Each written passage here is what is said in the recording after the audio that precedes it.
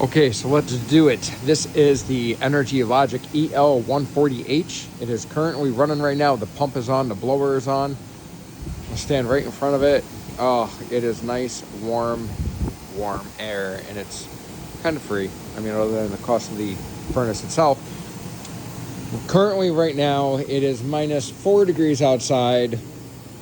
I have this set at 53, and the temperature currently is 53. My building does have insulation around it, but my ceiling is not insulated, and I have a opening over here and an area over there that's not insulated, and I do have a insulated door. The size of my building is 40 feet wide, 50 feet long, 14 feet tall. Now, this thing is supposed to be able to keep up with the building, and honestly, it does. It doesn't do a bad job. It does a great job.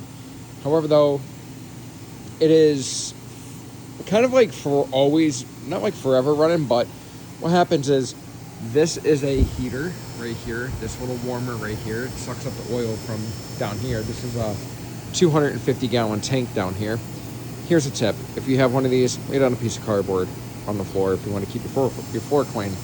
So up here is a oil heater, and that heats up the oil just before it enters the pump. The pump ignites, fires a flame into the chamber. The chamber gets hot, and this over here is the blower, and of course we have a chimney that goes straight up. So this blower over here, you'll hear it turn on and off, on and off. So right now, currently, it is running, it is pumping, it is 1 gallon per hour. And when this chamber is hot, the blower will turn on, even though the pump is not on. So that's why I say like this thing is like forever working when it's cold. Depending on how your building is insulated and how efficient your building is. My building, I mean, I just kind of went over everything. I know that's my problem right there. And I mean, it's actually kind of efficient. I put 250 gallons of oil in this thing maybe like a month or so ago, and we usually keep the heat at night right around like 53. Oh, actually it's 54 right now in here. So the temperature went up a little bit since I started making this video. There you go. So I mean, this thing is pretty badass. If you have, you know, something that's, I think it's supposed to be able to heat like up to 3,000 square feet, but please don't quote me on it. My building's like 2,000 square feet. And I'm not going to say that it's overkill. It works great, and we're very comfortable in here. In the daytime, we usually keep it around 65-ish. At nighttime, I start to turn it down.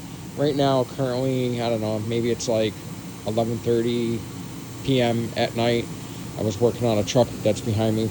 So as for the oil over here, you can use barrels, you can use used motor oil, you can use pretty much anything except antifreeze, gasoline. You don't want antifreeze or gasoline in there. Oh, and brake fluid. Apparently the brake fluid makes it a little chunky on the inside. But this does have a automatic shut-off that is right here. And it also has a drain that is down here so that you can drain out the water. Of course, there is a filter. And if you look, you see how the filter is just a little bit high. It's maybe probably about 7 or 8 inches, probably about 8 inches from the base of this right here. And this tank is double lined, so I'm never gonna have to worry about leaks or anything. Right over here, of course, is your pressure and then your regulator and all that jazzy jazz. You can, I mean, it's pretty easy, self-explanatory. The drain over here really is just pretty much just to remember that if you do get any water in there, don't panic, it's okay. Your water will stay at the bottom and your oil will always float. So the pickup tube for the oil is actually, it's on the other side, but the pickup tube is actually like right about this high right here. So from here down, you can have kind of crap. You could also adjust the shut off as for your levels. If you want it to be higher or lower, mine's set like right about here, which is just perfect for me. You know, that way, just in case if I'm pumping anything and I do have any water or antifreeze going in there, it's not going to go into the motor. But if it does go into the motor, it's okay, because this thing is actually pretty damn durable from what everybody says. It's pretty much just like a really badass Beckett Beckett furnace and, you know, or a Beckett blower that's up, or yeah, igniter and all that crap. I don't know, man, it's tired. But over here we have how much fuel we have in there right now. I don't know, just about a quarter tank. Right here we have a funnel with a filter on it, but we're actually changing that around a little bit differently. We have another spot over here. You can take that cap on or off. You can add things, a pump, whatever you want. Right over here is our shut off. So when it reaches a certain level, it's going to shut itself off. Now this right here, you can see right down there, it's a bigger, much bigger hole. And of course it also comes with caps as well. So this right here is just a pump that I use. I've been using just a pallet jack to move the barrels around. But this is a transfer pump just from, you know, HF. And see, the pump just shut off and the blower is still running. So it's pretty efficient. It's pretty cool. So this pump right here, what I have is I just have a hose that's going down inside of the barrel.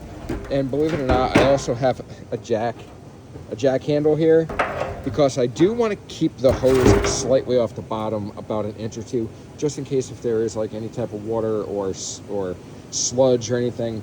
So when I set that in there, the hose itself is about that high off the bottom of the barrel. I turn this on right here. Yeah, she's gonna pick some crap up, but you turn it on right here. This is just a 12 volt, and I just have a hose that runs from here, goes all the way around into that thing right there. Oh yeah, see, check it out. We do have a little bit of oil coming. That's cool. And then over here, I have just a 12 volt, you know, car battery that just kind of runs that. See, now the firebox is still hot, so the blower's on, but the pump is not on. So that's what I'm saying, like, it's efficient. And as I'm standing, I got to stand back here, which I'm probably maybe 10 feet away from this thing, 15, well, actually about 15 feet away. And I could feel that air coming through. It feels really nice. And right over here, we have our office. So this thing actually does heat the office from there to there. And that's a pretty big distance. If you're standing over here, if you're by the rotary lift and you're working over here, oh man, it's like prime. It's awesome. It is so comfortable, super duper comfortable.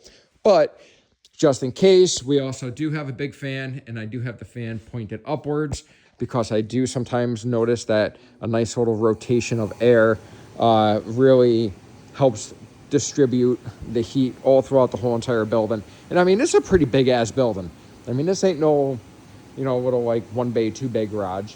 I mean, we're 14 feet tall, so I mean, we have a lot of chances of heat rising. Sometimes when it gets really hot, I actually see these kind of, you know, bow up. Sorry, my hands are so dirty.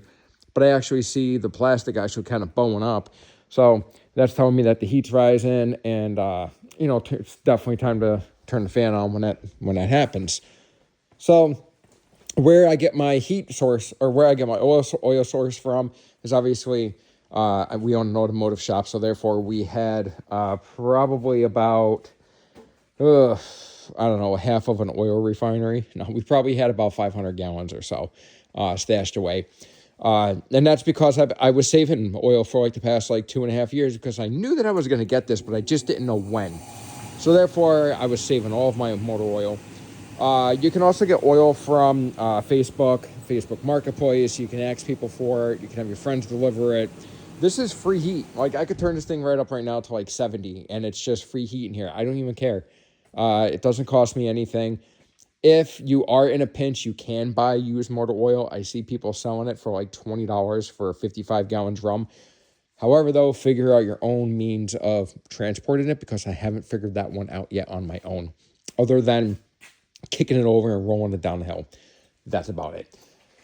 Also, I have been receiving oil from a town that's actually 2 towns over from us.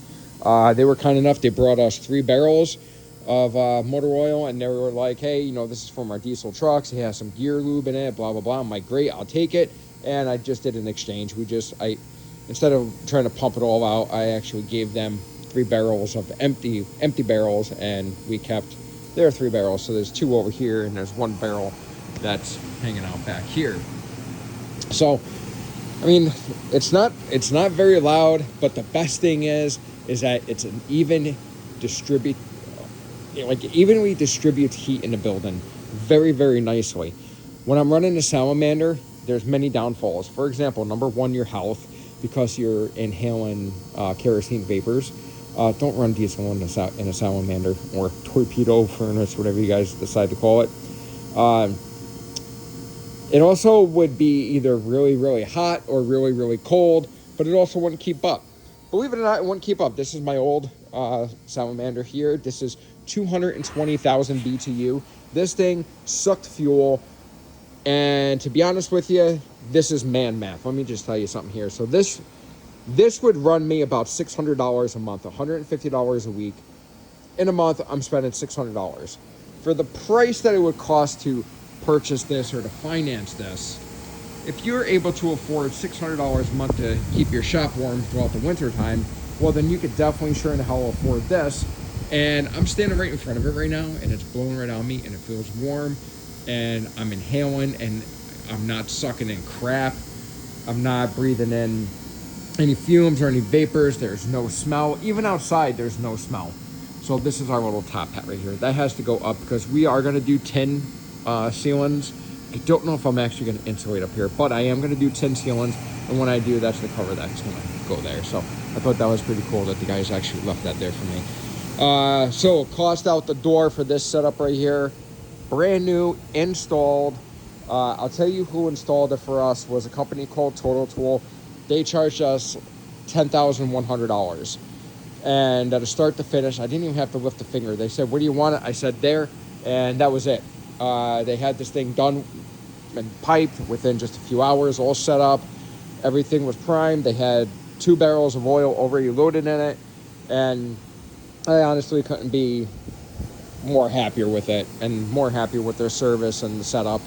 So also, I've priced these things several times, and for some reason, everybody's charging like $10,400, $10,500, give or take. So the fact that I could have this installed for that price, oh man, it's a sweet deal. So pretty much that's about it. As for service, you do have what's called an ashtray over here. I don't know why that's doing that. That's kind of weird. Keep an eye on that. It's been doing that for like the last couple days because it's been super cold out here in upstate New York. As for service, you do have to change that right there. You do have to change the filter down here, but to be honest with you, I'm not even going to worry about it. I'm going to have them service it, and they do tip out that ashtray thing up there, which is just ash. But I'm not going to worry about it. I'm going to have them professionally service it because honestly, for the cost of this thing, for the warranty and everything else, they do a great job warrantying it. And if I don't have to touch it and I can just go about my workday, hell yeah, absolutely.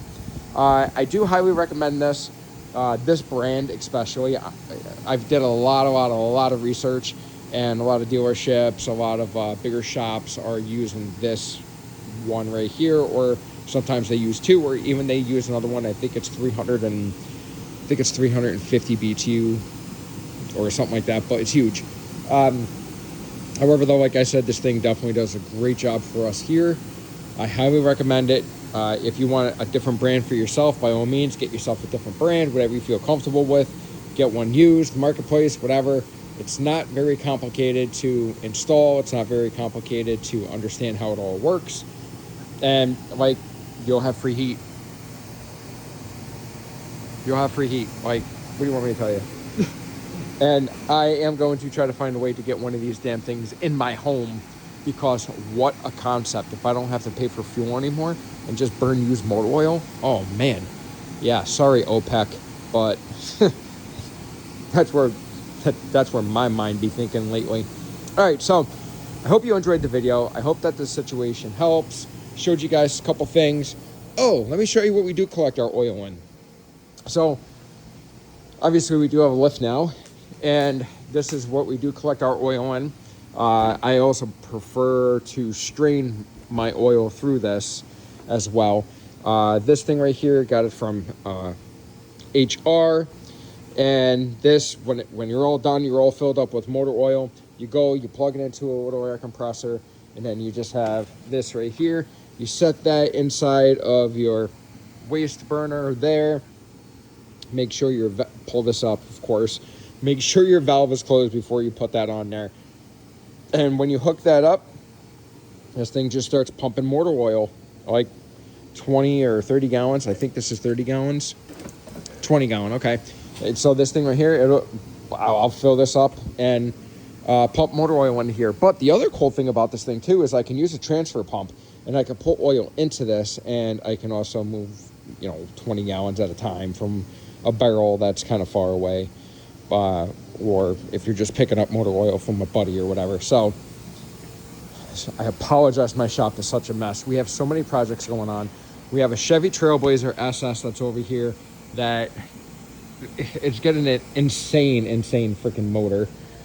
We just got done with a BMW 650i that was sitting here for about a week or so. We did a complete motor swap on it, 2 twin turbos, V8. That thing is insane as well. Here we have a 2025 Ford Raptor. We did a bunch of work on this. As a matter of fact, I actually have the emblems sitting right over here. They're actually drying. I just airbrushed them real quick. But as you can see, we custom painted the grill. It's like an 8-piece grill. Custom painted the bumper, the D-rings. That just looks so sick, doesn't it? We did a custom hood scoop over here with some cowl. And all this stuff all used to be textured. This used to be textured. This used to be textured. Sanded all down, all the texture used to be black. The mirrors used to be black with texture. We painted everything to match like this. I think it looks pretty dope. Same thing back here. I'm just showing you guys some cool stuff. This used to be painted texture. We painted this to match as well. We sanded all the texture off, all that jazz. This is the back of the truck. Here, let me just do this for you here. Okay, the back of the truck here. We did a nice custom paint job here for the Ford tailgate. We did a Barolo exhaust, painted the D-rings. These used to be flat black, but we painted the D-rings real nice. We did a Cobb intercooler. The exhaust is just so damn loud on this thing. And look at these inserts. Look at how beautiful these things. Look, glass. It's like glass. Oh my God. Look at that. It's so gorgeous. Back to the oil furnace. So the pump is back on right now. Since I started this video 17 minutes in, it is 55 degrees right now in here. So I'm not complaining at all. I love this thing, but I am gonna go inside, go to bed. I'm gonna turn this thing back down to probably around 50 for the night. I do have a smart thermostat that I'm gonna wire in here so that I can set it through my phone. So if I'm inside in the morning and I decide, okay, I'm gonna come out a little bit later, I don't have to have this thing on a timer, wasting fuel, wasting energy. So I can just come out and set it on my phone and say, okay, I'm coming out. Let's make the temperature, 65, and, give it about, honestly, about 15, 20 minutes, come back out here. It will be that temperature. I'm not even kidding you. This thing is cooking right now. It's got some good heat. And we work out, like I said, like right now, it's negatives outside right now. And we will be in here with t-shirts on, just working, just loving it. So I really hope that you enjoyed this video. Apologize if it's too long, but it's just a bunch of information on this thing. Check it out. And like I said, our installer was Total Tool. I absolutely give that company thumbs up. They did an amazing job. I'm very, very pleased with the whole thing. Thank you for watching.